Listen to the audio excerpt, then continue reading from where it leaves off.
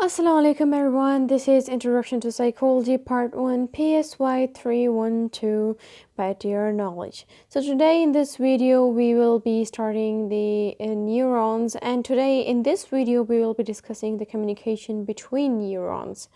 In the previous video we have discussed the communication within neurons, and in this video we will be discussing the communication between neurons. It means that how different neurons communicate and how communication is done between different neurons.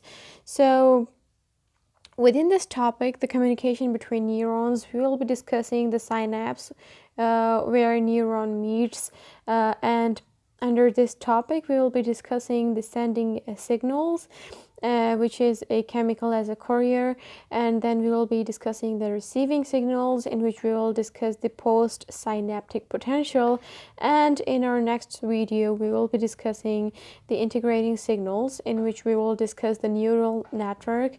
Actually, the neural network is a very vast topic for the discussion point of view, because it contains the whole nervous system.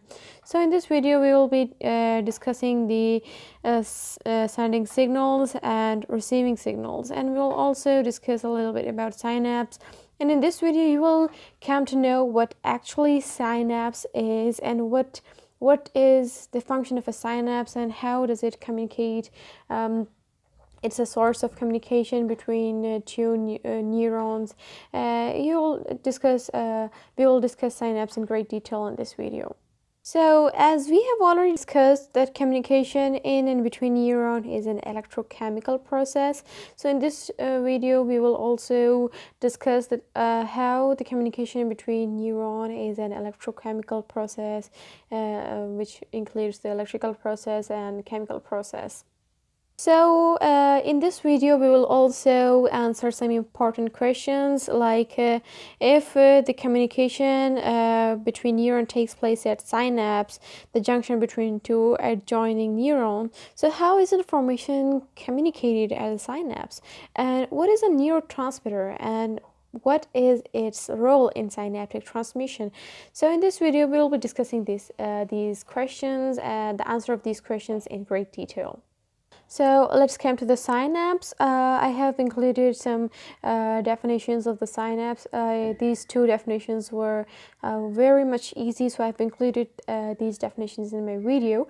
The first definition of synapse is the point of communication between two neurons. It means that a synapse is a point of communication between two neurons. And the second definition is a synapse is a junction where information is transmitted from one neuron to another. Means a synapse is a junction in which one information is transmitted from one neuron to another. So, in other words, in the nervous system, the neural impulse functions as a signal, and for that signal to have any meaning for the system as a whole, it must be transmitted from the neuron to other cells. And as we have discussed in our previous video, this transmission takes place at the spatial junction called synapses, which depend on chemical messengers. So the primary function of a neuron is to communicate information to other cells, most notably other neurons. The point of communication between two neurons is called the synapse, and at this communication junction, the message sending neuron is referred to as presynaptic neuron. You can also call it synaptic, or you can say synaptic, because I use the word synaptic instead of synaptic. So the message sending neuron is referred to as a presynaptic neuron, and the message receiving neuron is called postsynaptic neuron. For cells that are specialized to communicate information, neurons has surprising characteristics that they actually don't touch each other, and the presynaptic and the postsynaptic neurons are separated by a tiny fluid-filled space called the synaptic gap, which is only about 5/millionth of an inch wide. So I've included a definition of the synaptic gap.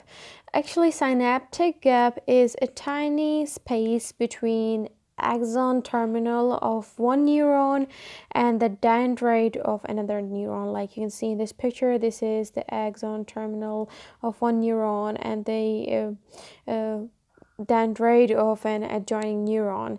And as we have discussed, that it is only about 5 millionth of an inch wide. And a typical synapse, the first thing that you should notice is that two neurons don't actually touch, and they are separated by a synaptic gap, or you can say synaptic cleft. It is a microscopic gap between the terminal buttons of one neuron and the cell membrane of another neuron, and signals have to jump this gap to permit neurons to communicate. In this situation, the neuron that sends signals across the gap is called the presynaptic neuron, and the neurons that receive the signal is called postsynaptic neuron. So the question arises that how do messages travel across the gaps between neurons? The transmission of information between two neurons occurs in one of two ways, which is electrically or chemically. When communication is electrical, the synaptic gap is extremely narrow, and special ion channels serve as bridge between the neurons. Electrical communication between the two neurons is virtually instantaneous. Although some neurons in human nervous system communicate electrically, but the most common form of communication between neurons is chemical. And chemical communication occurs when this presynaptic neuron creates a chemical substance that diffuses across the synaptic gap and is detected by the postsynaptic neuron. And this one-way communication process has many important implications for human behavior.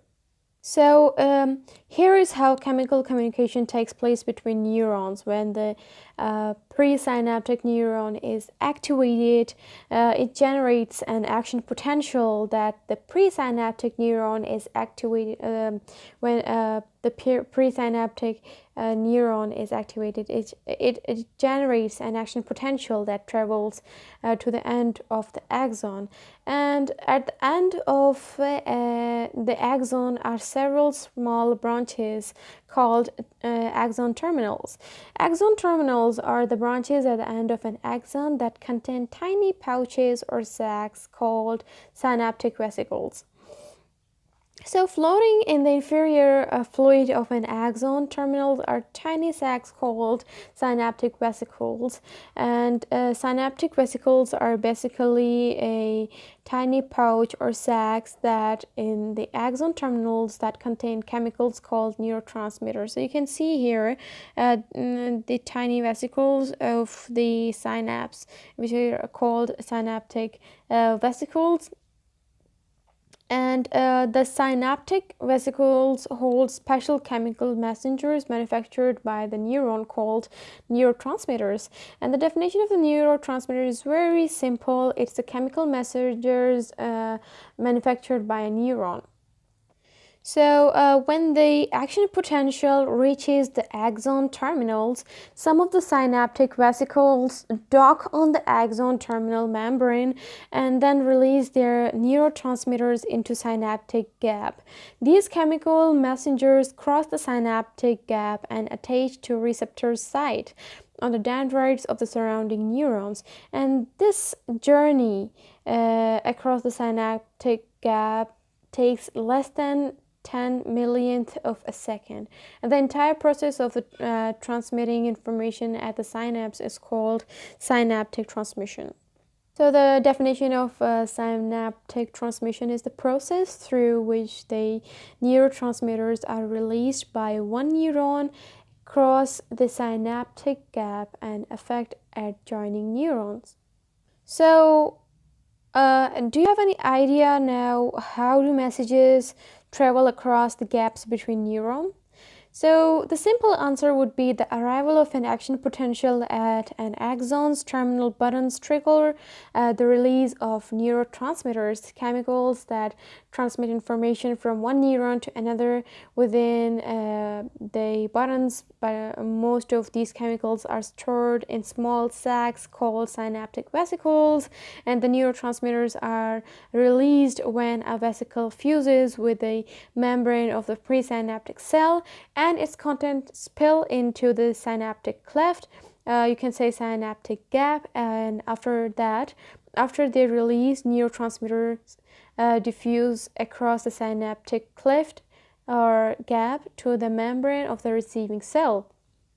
And there they may bind with special molecules in the postsynaptic cell membranes at various receptor sites, and these sites are specially tuned to recognize and respond to some neurotransmitters but not to others.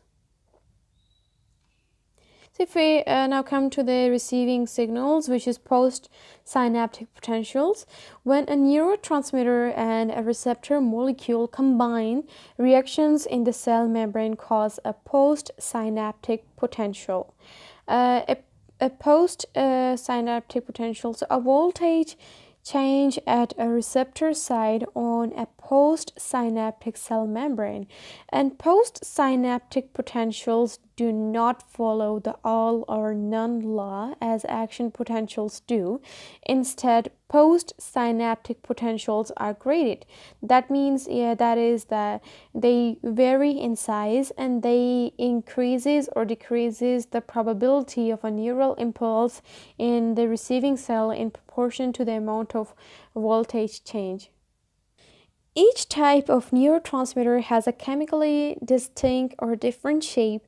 When released by the presynaptic neuron, neurotransmitters search for the correctly shaped receptor site on the dendrite of postsynaptic neurons, like a key in a lock.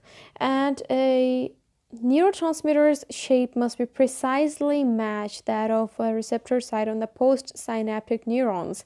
Dendrites for the like postsynaptic neurons, dendrites for the transmitters to affect the net neuron. Keep in mind that the postsynaptic neuron can have many differently shaped receptor sites on its dendrite and thus may accommodate several different neurotransmitters. Two types of messages can be sent from cell to cell. The one is it can be excitatory or it can be inhibitory. You can say that excitatory postsynaptic potential, or you can say inhibitory synaptic potential. A neurotransmitter communicates either an excitatory or inhibitory message to a postsynaptic neuron. An excitatory postsynaptic potential is a positive voltage shift that increases the likelihood that the postsynaptic neuron will fire action potential. Or in other words, you can say that an excitatory message increases the likelihood that the postsynaptic neuron will activate and generate an action potential. And about the inhibitory postsynaptic potential, it is a negative voltage shift that decreases the likelihood that the postsynaptic neuron will fire action potential. Or you can say that an inhibitory message decreases the likelihood that the postsynaptic neuron will activate. It decreases. So, if a postsynaptic neuron receives an excitatory and inhibitory message simultaneously, so the two messages cancel each other out. You can say that the direction of the voltage shift and this the nature of postsynaptic potential, which can be inhibitory or excitatory, it depends on which receptor site are activated in the postsynaptic neuron. The excitatory or inhibitory effects produced at synapse last only a fraction of a second. It is important to note that the effect of any particular neurotransmitter depends on the particular receptor to which it binds. So, the same neurotransmitter can have an inhibitory effect on one neuron and an excitatory effect on another neuron. So, have you ever wondered what happens to the neurotransmitter molecules after they have attached to the receptor sites of the postsynaptic neuron? So, most of them they detach from the receptor and are reabsorbed by the presynaptic neuron, so they can be recycled and used again.